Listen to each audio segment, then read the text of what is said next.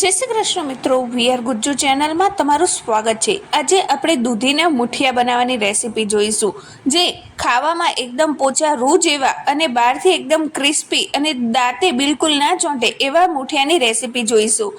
તો એના માટે સૌથી પહેલાં આપણે આ રીતના દૂધી લઈ લેવાની છે અને એને આપણે ઉપરથી છાલ ઉતારી લીધી છે।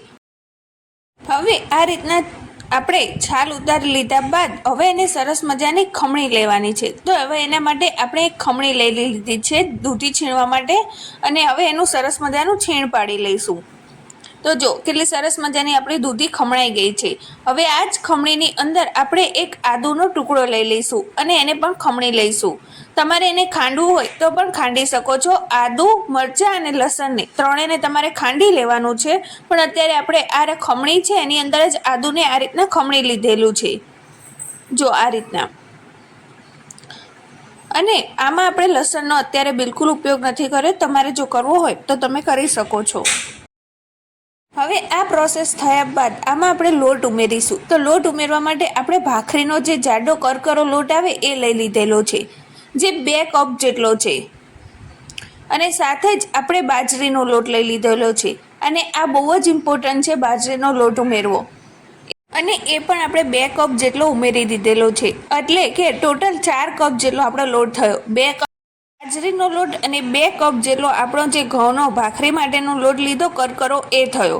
એટલે હવે એને આપણે સારી રીતે દૂધીની અંદર જે છીણ હતું એની અંદર મિક્સ કરી લીધેલો છે। હવે એના બાકીના મસાલા કરી લઈએ। એમાં 1 મોટી ચમચી જેટલું ધાણા જીરું પાવડર ઉમેરીશું। ત્યારબાદ 1 મોટી ચમચી જેટલું આપણે લાલ મરચું પાવડર ઉમેર્યું છે। તમે તમારા ટેસ્ટ પ્રમાણે ઉમેરી શકો છો। સાથે જ 1 મોટી ચમચી જેટલું હળદર પાવડર ઉમેરીશું। ત્યારબાદ એમાં સ્વાદ અનુસાર મીઠું ઉમેરીશું। તમે તમારા ઘરમાં જેટલું ખાતા હોય એ પ્રમાણે તમે ઉમેરી શકો છો। અને હવે આ બધા જ મસાલાને સરખી રીતે બેલેન્સ કરવા માટે આપણે ખાંડ ઉમેરી દઈશું। ખાંડ તમારે સ્કીપ કરવી હોય તો પણ કરી શકો છો। હવે આપણે આમાં સફેદ તલ ઉમેરી દઈશું, જે મુઠિયામાં બહુ જ સરસ લાગે છે।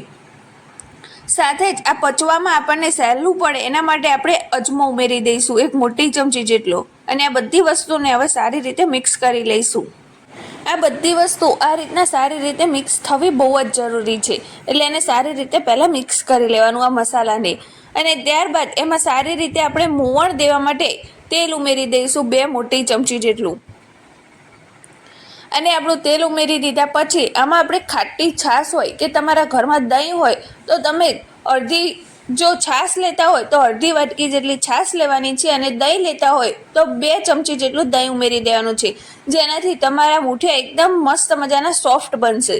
અને હવે આમાં આપણે જરૂર મુજબ પાણી ઉમેરતા જશું અને લોટ બાંધી લઈશું સરસ મજાનો।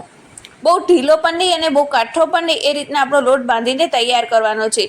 બહુ વધારે પડતું પાણી નથી ઉમેરવાનું, સહેજ ઉમેરતા જવાનું। અને આ રીતના જે સ્ક્રીન ઉપર દેખાઈ રહ્યો છે એવો લોટ તમારે બાંધી લેવાનો છે। જો બહુ કઠણ પણ નથી અને બહુ ઢીલો પણ નથી। હવે આપણા લોટને રેસ્ટ આપવા મૂકી દીધો છે 5 મિનિટ માટે ઢાંકીને, અને ત્યાં સુધી આપણે જે વાસણમાં મુઠિયા બનાવવાના છે એ લઈ લીધેલું છે। તો તમારા પાસે કોઈ ઢોકળિયું કે એવું બનાવવા માટે ના હોય તો આ રીતના એક સ્ટીલની તપેલી લઈ લેવાની છે મોટી, અને એમાં 3 કપ જેટલું આપણે પાણી ઉમેરી દીધું છે, એટલે કે અડધી તપેલી ભરાય ત્યાં સુધી આપણે લીધેલું છે। અને એક આપણે એલ્યુમિનિયમની તપેલી લઈ લીધી છે, જે ઉપર ઢાંકવા માટે આપણે જોશે। અને સાથે જ એક કાણાવાળી આ રીતના ડીશ લઈ લીધેલી છે। તો તમે સ્ક્રીન ઉપર જોઈ શકતા હશો કે આપણે સ્ટીલની તપેલીને આ રીતના ગરમ કરવા મૂકી દીધી છે ફૂલ ગેસ ઉપર, અને ઉપર એક કાણાવાળી ડીશ રાખી છે વચ્ચે। અને આપણે જે લોટ બાંધ્યો તો એમાં આ ટાઈપના આપણે મુઠિયા વણીને તૈયાર કર્યા છે। આ રીતના વેલણિયા બનાવી લીધા છે એના, અને સરસ મજાના આ રીતના ગોઠવી લીધા છે। અને જે આપણે એલ્યુમિનિયમની તપેલી લીધી હતી એ આની ઉપર આ રીતના ઢાંકી દીધી છે। તો જો આપણું સ્ટેન્ડ પણ તૈયાર થઈ ગયું, અને તમારે ક્યાંય પણ બીજી વસ્તુ શોધવી નહીં પડે। અને હવે આને આપણે 25 થી 30 મિનિટ સુધી થવા દઈશું મીડિયમ ગેસ ઉપર। અને ત્યારબાદ આપણે ચેક કરીએ તો જો આ રીતના આપણા મુઠિયા બનીને તૈયાર થયા છે। એક ચપ્પુ લઈ લેવાનું છે, અને એના મદદથી તમે આને આ રીતના સ્ક્રીન ઉપર દેખાય એ રીતના કરશો એટલે એકદમ ચપ્પુ આપણું ક્લીન બહાર આવે છે, એટલે કે આપણા મીન્સ કે મુઠિયા બનીને તૈયાર થઈ ગયા છે। હવે આનો સરસ મજાનો આપણે ભૂકો કરી લઈશું। તો તમારે રાઉન્ડ શેપવાળા કરવા હોય તો પણ કરી શકો છો, પણ આ રીતના તમે એનો ભૂકો કરશો ને, ક્રશ કરશો ને હાથના મદદથી કે ચપ્પાના મદદથી, તો એનો અંદર મસાલો સરસ પડશે અને તમને ખાવામાં બહુ ટેસ્ટી લાગશે. એટલે આપણે આ રીતના ભૂકો કર્યો છે અને હવે એનો વઘાર કરી લઈશું. તો વઘાર કરવા માટે આપણે તેલ ગરમ કરવા મૂકી દીધું છે એક જાડા તળિયાવાળા વાસણમાં, અને આમાં આપણે 3 મોટી ચમચી જેટલું તેલ લીધું છે અને સાથે જ આમાં રાઈનું પ્રમાણ વધારે રાખવાનું છે, એટલે 2 મોટી ચમચી જેટલી આપણે રાઈ ઉમેરી દીધી છે.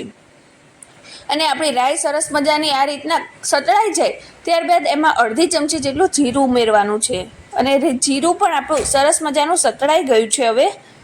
એટલે એમાં આપણે હિંગ, મીઠા લીમડાના ફ્રેશ પાન અને લીલા મરચાં જે તીખા હોય એ આ રીતના લઈ લીધા છે અને તેલમાં ઉમેરી દઈશું. અને આ વઘાર છે એને એ હવે આપણે જે મુઠિયાને ક્રશ કરીને રાખ્યા છે એમાં ઉમેરી દઈશું. જો આ રીતના ઉપરથી આ રીતના વઘાર એડ કરી દેવાનો છે અને હવે વઘાર અને મુઠિયાને સારી રીતે મિક્સ કરી લેવાના છે ઉપરથી નીચે કરીને. જો આ રીતના સરસ મજાના પહેલાં મિક્સ કરવા બહુ જ જરૂરી છે. જો એટલે સરસ મજાનો આપણો વઘાર અંદર મિક્સ થઈ જશે. અને હવે આપણે આ મુઠિયા છે ને એ જે તપેલીમાં આપણે વઘાર કરવા લીધો છે એમાં પાછા એડ કરી દઈશું. અને આપણે ગેસની ફ્લેમ ઉપર એને 2 મિનિટ સુધી ગરમ થવા દઈશું.